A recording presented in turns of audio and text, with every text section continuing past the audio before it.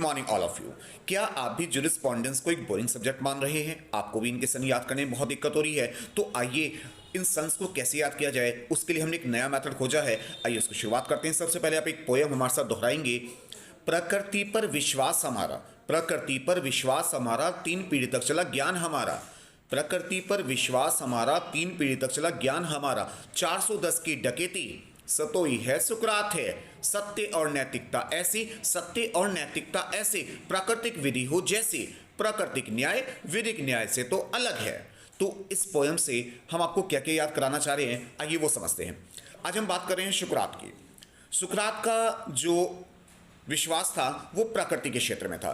तो सुकरात को लगता था कि जो भी हम बातें करते हैं, जो नियम कायदे कानून बनाते हैं, वो कहीं ना कहीं प्रकृति से प्रभावित होते हैं। बिना प्रकृति के हम किसी भी विचारधारा को प्रकट नहीं कर सकते। अगले लाइन पर आते हैं। 3 पीढ़ी तक चला ज्ञान हमारा। तो सबसे पहले सुकरात ने इस विधि का प्रयोग किया।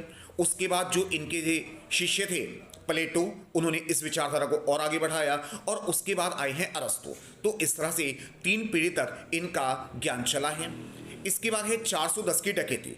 410 यानी सुकरात का जन्म, और डकैती का सेक्शन आपको आईपीसी से याद होगा 399। तो आप कह सकते हैं सुकरात का जन्म 410 और मृत्यु 399 ईसा पूर्व यानी बीसी में हुई थी।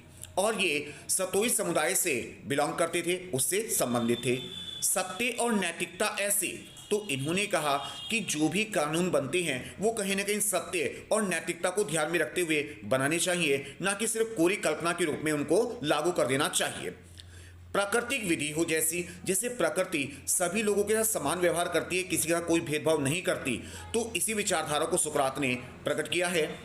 प्राकृतिक न्याय वैदिक न्याय से तो अलग है। तो इस तरह से हम कह सकते हैं कि कोई भी जो कानून बनाए जाते हैं उसमें इतनी पारदर्शिता कभी नहीं हो सकती जितनी प्रकृति में है। पर कहीं ना कहीं हमें एक प्रयास जारी रखना चाहिए कि जो भी नियम कायदे कानून बनाए जाए वो सभी लोगों के लिए समान हो और किसी के लिए भी हानिकारक ना हो।